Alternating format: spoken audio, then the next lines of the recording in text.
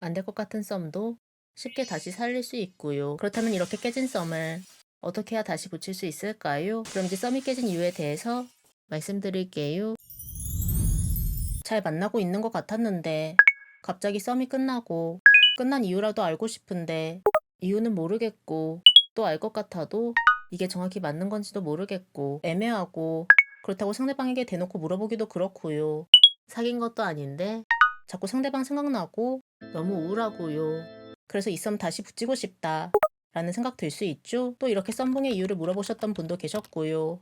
그래서 이번 영상에서는 썸이 깨진 이유와 깨진 썸을 다시 붙이는 방법에 대해서 말씀드리고자 합니다. 궁금한 점 또는 여러분의 생각을 댓글로 남겨주세요. 도대체 잘 진행되던 썸이 왜 깨진 걸까요? 여러 가지 이유가 있을 수 있죠? 그렇지만 본격적인 이유 말씀드리기 전에 중요한 부분 말씀드릴게요. 썸과 연애는 비슷한 부분도 있지만 다르죠. 연애보다 훨씬 더 끝나기가 쉽고요. 당연히 연애보다 관계가 깊지 않다 보니 유대감이 덜하죠. 또 연애보다 함께한 추억이 덜하고요.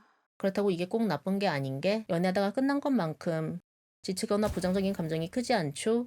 그렇기 때문에 제외하는 것보다 유리한 점이 있어요. 그럼 이제 썸이 깨진 이유에 대해서 말씀드릴게요. 첫 번째는 내가 너무 앞서 나간 거죠. 내가 너무 앞서 나가다 보니 부담스럽고 이제 선택을 해야 하는 거 아닌가? 라는 생각까지 하게 되는 거죠. 사귀어야 할지 아니면 여기서 끝냈지라고 말이죠. 상대방 본인은 썸을 유지하고 싶은데 지금은 썸을 유지하지 못할 것 같고요. 그렇다고 사귀기까지는 아닌 것 같으니 자꾸 피하게 되고 그러다 보면 자연스럽게 썸이 흐지부지 되면서 끝나게 되는 거죠. 두 번째는 마음이 식은 거죠.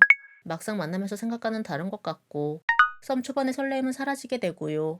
또 더더군다나 관계까지 가지게 되면 처음에 좋았던 감정은 무뎌지게 되고요. 그렇다 보니 감정이 식으면서 사귀기까지는 아닌 것 같다며 상대방을 점점 피하고요. 그러다 보면 썸이 끝나게 되죠. 세 번째는 갑자기 안 좋아진 상황 때문에 썸이 끝날 수 있어요.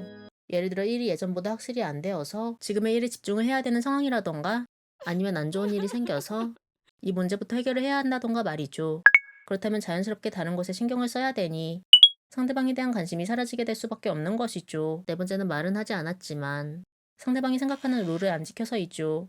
사실 별거 아닌 건데 그리고 그렇게 나쁘다고만 볼 수 없는데 상대방은 이런 부분들을 크게 생각해서 또 본인 기준과는 맞지 않아서 더 이상은 아니다 라고 판단한 거죠. 예를 들어 상대방 입장에서 생각했을 때 연락을 과도하게 요구한 경우이죠. 물론 나는 걱정돼서 그런 건데 또 과도하다고 생각도 안 되는데 상대방은 그게 부담스럽다고 생각한 거죠. 상대방은 이런 부분 때문에 안 맞는다고 판단한 것이고요. 물론 안 맞는다는 것도 도저히 못 맞추겠다라기보다는 사귀기도 애매하고 연애하면서 맞춰갈 수는 있겠지만 맞춰갈 바에 아예 시작하지 않는 게 낫겠다 라고 생각한 것이고요.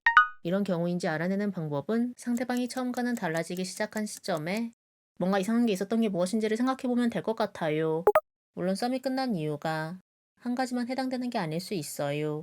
여러 가지가 섞여 있을 수 있고요. 그렇다면 이렇게 깨진 썸을 어떻게 해야 다시 붙일 수 있을까요? 본격적으로 썸에 붙이는 방법 알려드리기 전에 중요한 부분 말씀드릴게요. 제외하는 것과 비슷한 부분도 있지만 다른 부분도 있어요. 이별처럼 많은 고민을 하고 끝낸 것도 아니고 흐지부지 되면서 자연스럽게 끝난 경우가 많고요. 그러니 오히려 제외보다 더 쉽죠. 안 될 것 같은 썸도 쉽게 다시 살릴 수 있고요. 그러면 이제 썸을 붙이는 방법 말씀드릴게요. 첫 번째는 시간 가지면서 기다려 보셨으면 좋겠어요. 흐지부지 돼서 끝난 썸. 아예 상대방이 없으니 부재도 느껴지고 그렇다 보니 흐지부지 됐을 때의 감정보다는 썸 초반의 설렘이 떠올려지고요. 또 아까 언급한 상대방 본인의 현실적인 문제가 해결이 되고 나면 자연스럽게 상대방 생각도 나고요. 그러니 연락이 올 가능성이 충분히 있죠. 그러니 기다려 보셨으면 좋겠습니다. 그렇다면 얼마나 기다려야 할까요? 경우에 따라 다르겠지만 일주일 정도에서 길면 한 달까지는 가져야 할 수 있어요. 두 번째는 근데 그냥 기다릴 수는 없잖아요. SNS 어떻게 해야 하는지 말씀드릴게요. 사진 올리는 거 부담스럽다 라고 이야기할 수 있는데요. 그렇지만 본인이 올려야 되니까 부담스럽다라고 생각하는 거지. 상대방은 그렇게 생각하지 않을 수 있고요. 본인이 평소에도 사진 올렸다고 한다면 전혀 부담 느낄 필요가 없고요. 서양 사진을 하나도 올리지 않았다고 하더라도 연락 끝난 직후가 아니면 괜찮거든요. 예를 들어 드릴게요. 내가 표정이 별로 안 밝고 자신도 모르게 부정적인 모습 보여줬으면 밝게 웃는 모습 보여줘야죠. 이렇게 썸 탔을 때 문제들이 해결된 사진들을 올리면 되고요. 그렇지만 나한테는 도저히 문제가 없었던 것 같고 또 그 문제가 뭔지 모르겠다면 썸 초반에 달달했던 느낌을 떠올릴 수 있는 사진들을 올리면 되고요. 예를 들어 내가 시폰 원피스 입는 모습을 보고 설레었다면 이 옷을 입고 사진 찍어서 올리면 되겠죠? 세 번째는 연락에 대해서 말씀드릴게요. 상대방이 먼저 연락이 오지 않으면 연락해야 되잖아요. 그런데 만약에 상대방이 연애하고 있으면 어떡해? 라며 걱정할 수 있죠. 우선은 상대방 SNS로 확인하는 방법이 있어요. 누가 찍어줄 법한 사진도 없고 전반적인 느낌이 슬프고 외로워 보이는 사진들로 가득할 때는 연애한다고 보기 어렵죠.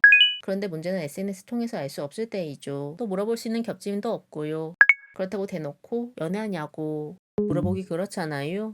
그럴 때 알 수 있는 방법에 대해서 말씀드릴게요. 연애 중인데 방해한 거 아니야? 라는 식으로 연락을 시작하면 되죠. 상대방이 느끼기에 부담스럽지 않게 연락을 시작하면서 연애 중인지도 물어볼 수 있죠. 그런데 연락 시작하는 게 너무 부담스럽다. 연락해도 될까? 라는 걱정이 든다면 전화번호 정리하면서 우연히 발견해서 연락해봤어? 요즘 잘 지내? 라는 식으로 연락을 시도하면 되죠. 이렇게 시간 가지고 나서 연락하게 되면 부정적인 기억도 사라지고 썸 초반의 설렘도 떠올려지고요. 자연스럽게 연락이 이어지면서 안 될 것 같던 썸이 다시 붙을 수 있죠. 오늘의 영상은 여기서 마무리하겠습니다. 다음 영상에서 뵐게요. 사연 신청은 카톡 또는 댓글로 부탁드려요. 구독과 좋아요는 영상 제작에 큰 도움이 됩니다. 구독과 좋아요는 영상 제작에 큰 도움이 됩니다.